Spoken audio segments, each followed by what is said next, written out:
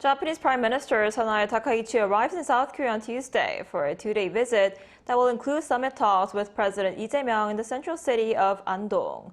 Our political correspondent Moon Hye-ryeon has more on what to expect. It will be the third time the two leaders have sat down together, and the agenda is wide-ranging.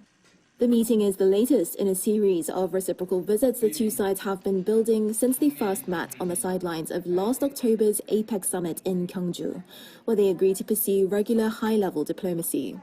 According to Presidential Chief Spokesperson Kang, the two leaders are expected to discuss practical cooperation across the economy, social issues, and the protection of their citizens abroad, with regional security and the situation in the Middle East also on the table.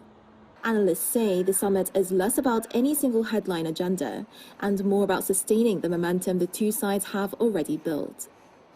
Rather than being driven by one specific agenda, I think this meeting is about continuing to stabilize the relationship.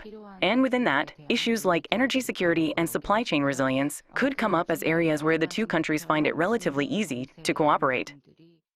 The two leaders last met in January when President Lee visited Nara, Prime Minister Takaichi's home prefecture, for the second bilateral summit.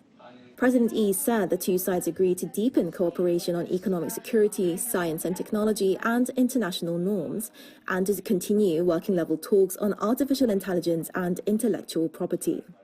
Perhaps most notably, the two leaders addressed a long-standing historical issue, agreeing to pursue DNA identification of the remains of forcibly mobilized Koreans and Japanese who died in the 1942 Chosei coal mine flooding in Japan, which President Lee called a small but meaningful step forward. But beyond the agenda, much of the attention surrounding Tuesday's summit is on where it's being held.